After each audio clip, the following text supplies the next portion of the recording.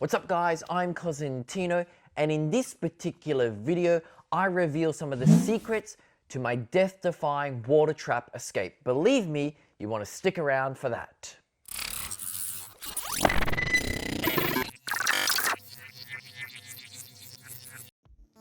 What's up guys, welcome back to my YouTube channel.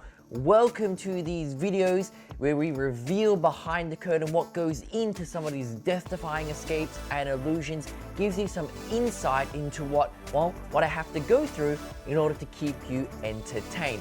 If you like these videos, please keep subscribing, turn on the notifications button somewhere, yes? That way you know these videos are coming to you every single week on a Friday, and believe me, you do not want to miss them. With that being said, let's jump right in. Okay, today we're going to be talking about one of my iconic escapes called the water trap. It was originally performed or created back in 2005, and when I first started performing it, I used to do it inside a steel drum or barrel with a grill placed on top and crossbars. And I remember going to a drum manufacturer in Melbourne, Australia, and purchasing a drum and then taking it home and spray painting it and making it look rustic and old.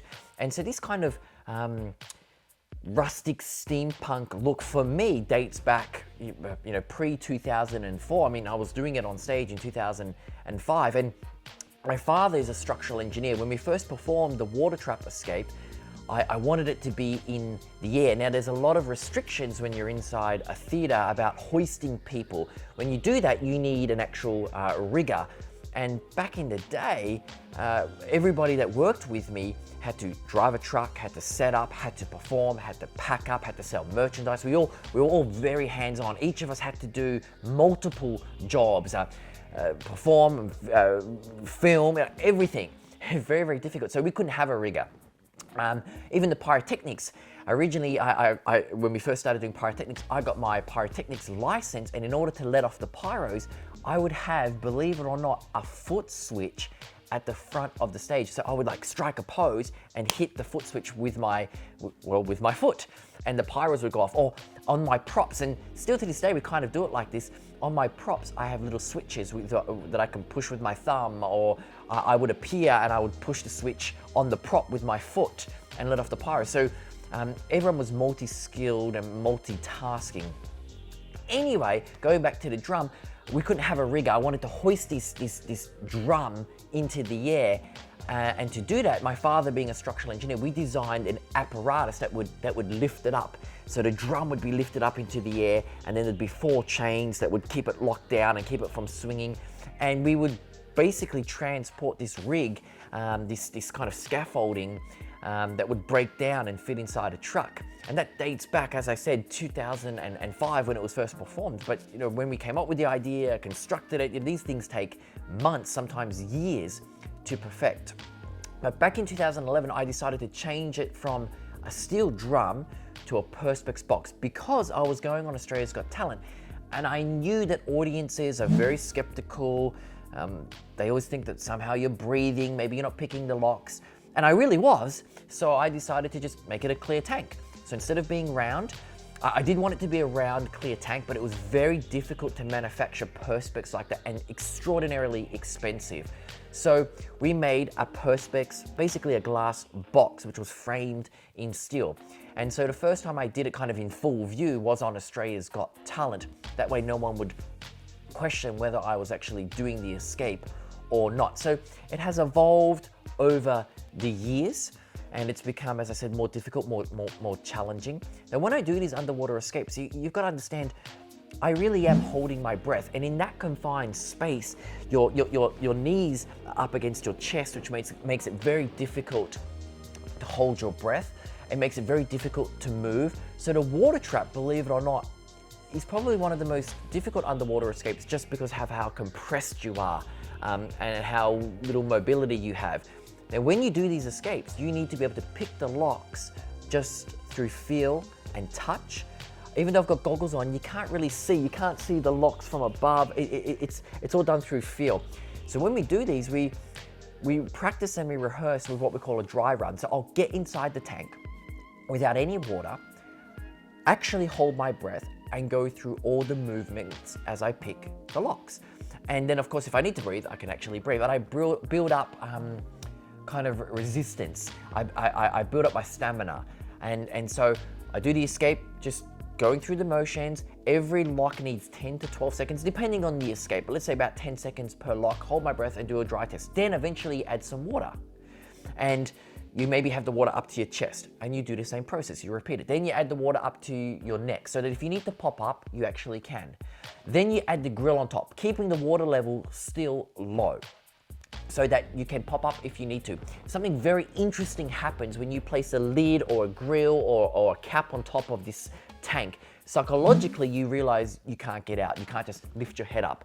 And that plays tricks on your mind. I've had my brothers jump in the tank. They can hold their breath for a minute 20, no problem. But when you put the grill on top, the lid on top, everything changes because you know that you cannot get up whenever you like. So it's a process that I go through to physically and more importantly, mentally prepare myself. For example, if you were to say to me right now, let's do the underwater escape, the water trap, I couldn't do it.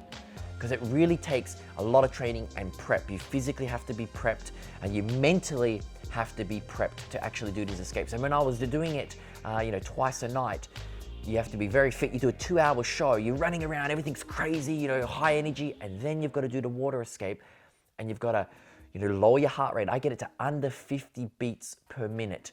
That takes, concentration, focus, and actual meditation to do that. I also do something else which some people believe is a little controversial, but it's called purging, and I get rid of all the carbon dioxide. The buildup of carbon dioxide is what makes you want to breathe. So if you get rid of the carbon dioxide, you don't have that urge to breathe, and you train yourself to kind of push through that urge.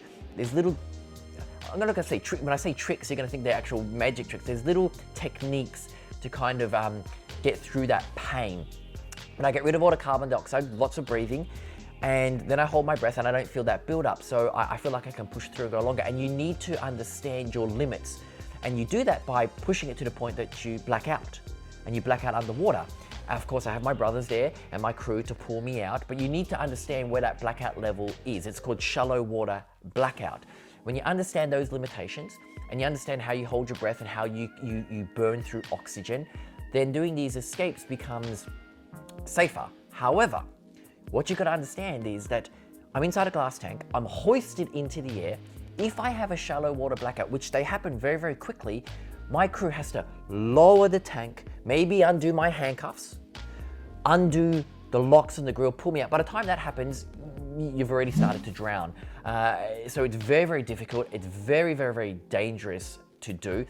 Another example, in 2008, I had my hands through the grill and handcuffed. I was taking my last breath. My brother's holding the grill, and by accident, he bumped me on the head.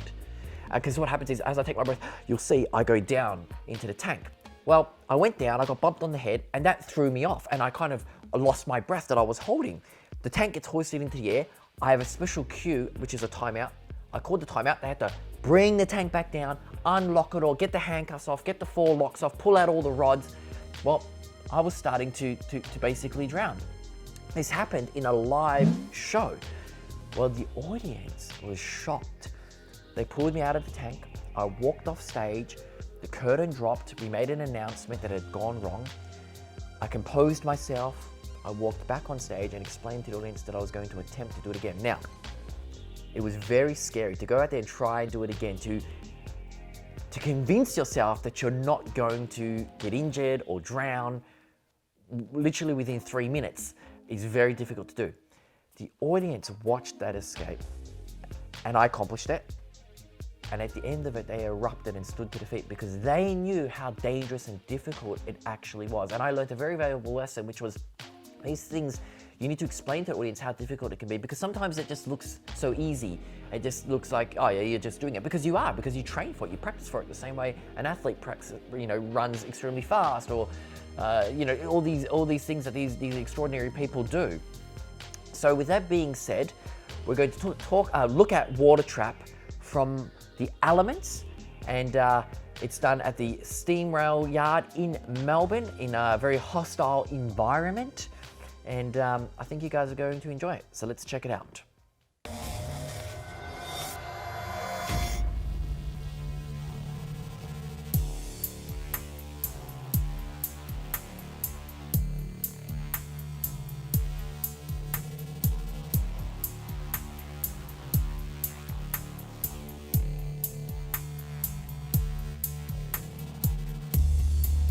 To begin, my ankles are locked together with leg irons. Next, a 2-meter chain is wrapped around my waist and secured by a padlock.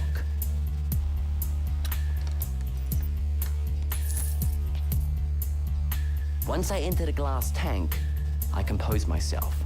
My hands are placed through a steel grill and handcuffed shut. Finally, the grill is locked on top of the tank and secured by 2 steel bars and 4 padlocks. Using just a single lock pick, I will attempt to free myself.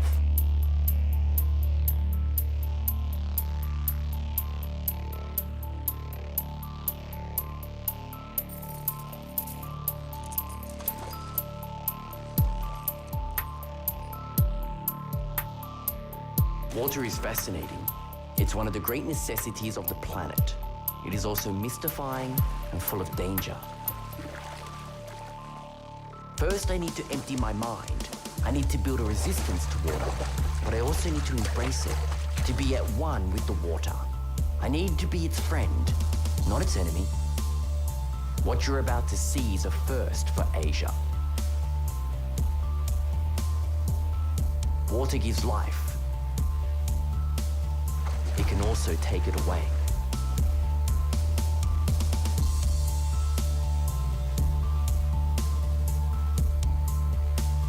Okay, handcuffs on.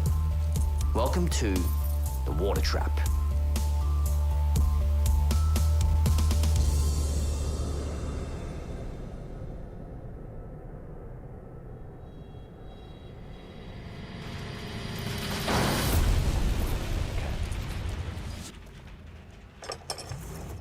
Sometimes this process of taking a breath can take 10 seconds. Sometimes it can take up to a minute. And I don't go under until I feel 100% ready.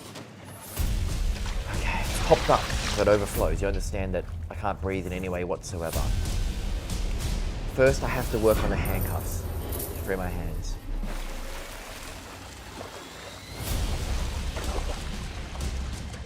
Get rid of the other handcuff. So it's in the way. I love all the slow motion, so dramatic. Kind of a live audience. Now working on the left leg iron. Very difficult position to be in while you're trying to hold your breath. Switch around to the right leg iron. This is at the stage where you start to feel the burn in your lungs. Okay. So now the belly chain, once again, another very awkward position to be in. Comes off. First of 4 padlocks.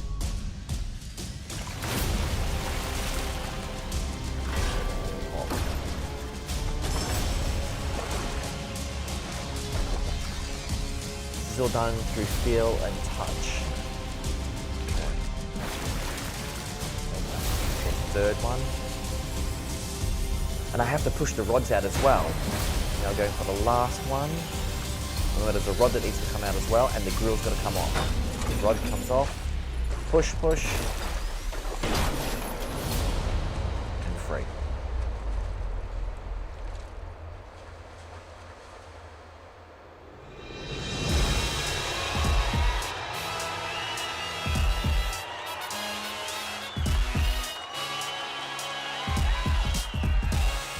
Exhausted and relieved.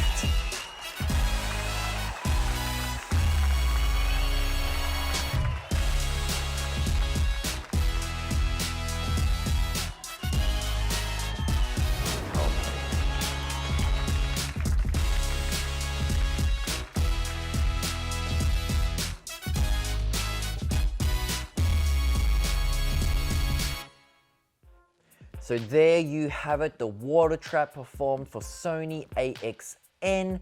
Yes, it was a very, very tough escape to do. Once again, done with one shot in front of a live audience. We don't do these and shoot them over and over again. We have multiple cameras shooting at once.